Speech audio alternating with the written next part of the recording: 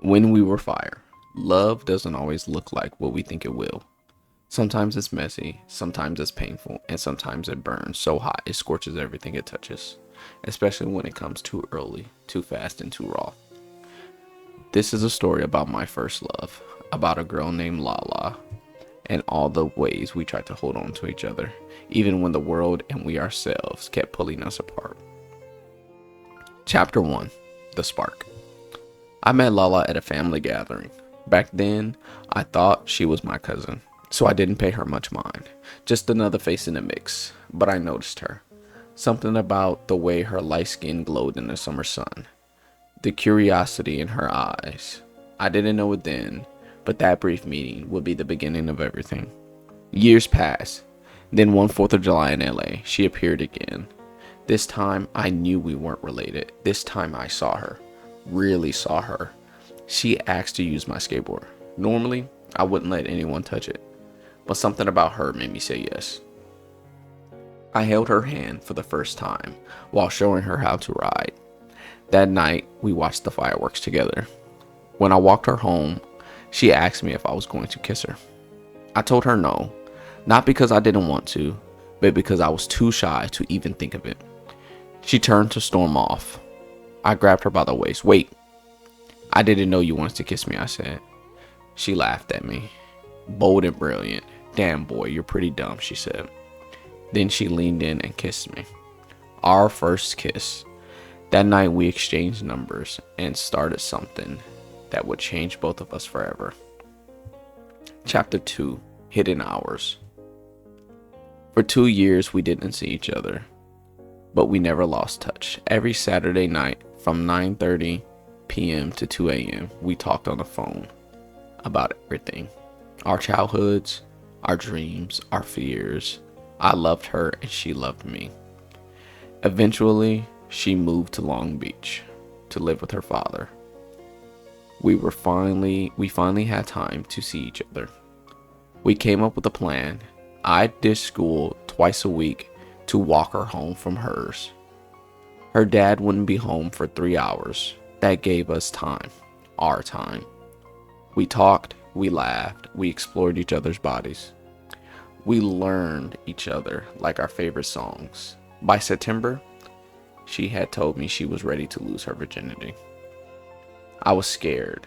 I'd never even seen a girl naked, but she guided me softly and confidently.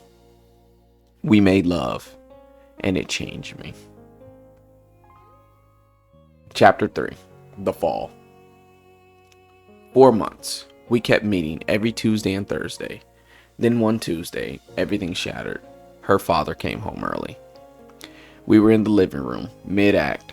He lost it. 6'4", 250 pounds. Bald, light-skinned man. Kin to a silverback gorilla in my young eyes. His mother had to hold him back, yelling, "Lafayette, don't touch that boy. Do not touch that boy." I'll never forget the look in his eyes, fury and betrayal.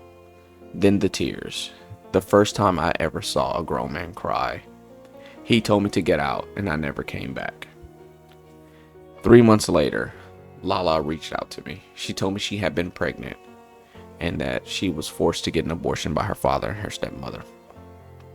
I remember going onto the garage roof for privacy.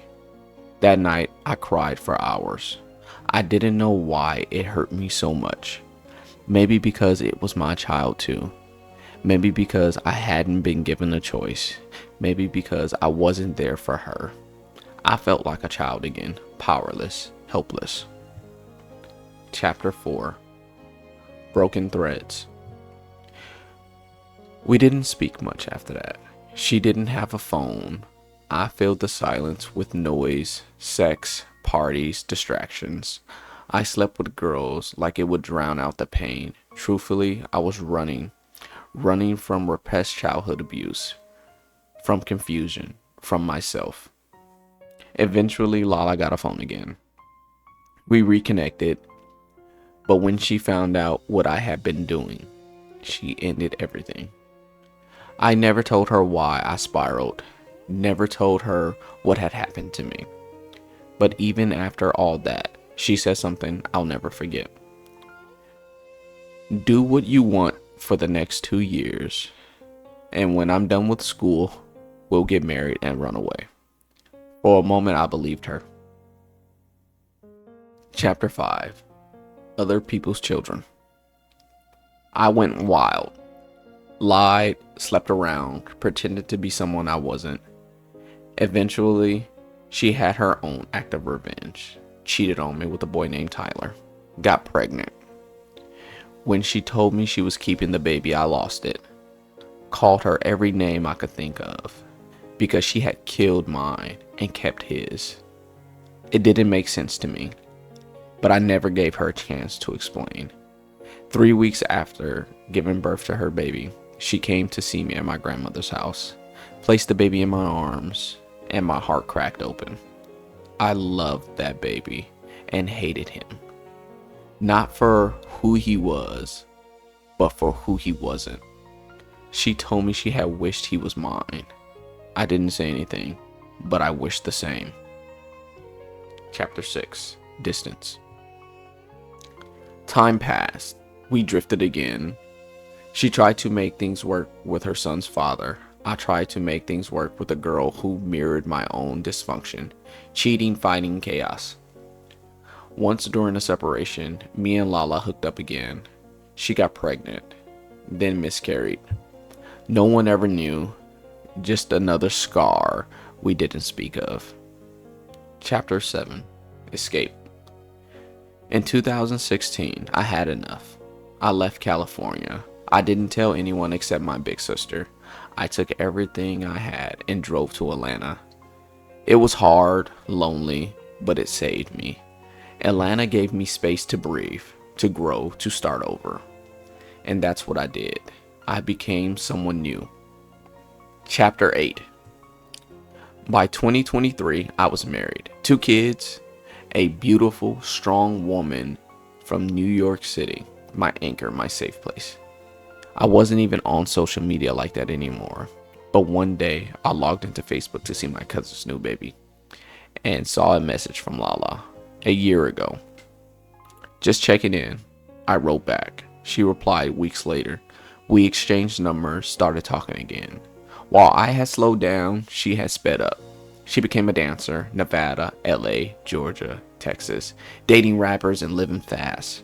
Still beautiful to me, just different. She told me she still loved me. I told her I loved her too. She wanted to be with me. I told her I couldn't. I had kids now. She said we can be each other's sneaky link, like the old days. And for a while, I considered it. We made plans. She was going to fly out to Texas. But then I came home one day, and my kids ran to my arms. My wife smiled at me, and it broke me all over again, because they deserved better. Chapter 9. The Goodbye. The next day, I texted Lala a lie. I said my wife had seen our messages, and that I couldn't talk to her anymore. She apologized. She said she didn't want to hurt my marriage. I didn't respond. I just blocked her, because I know myself. I still have a weakness for Lala. But I have something stronger now. A family. My wife saved my life. My kids give me purpose. I don't regret my decisions, but I do regret playing with her heart. The reflection. Some loves don't end in closure. They end with silence. Me and Lala were fire. Beautiful, dangerous, unforgettable. But I've learned that not everything that burns was meant to last. Some fires are just meant to change you. And she did. She always will.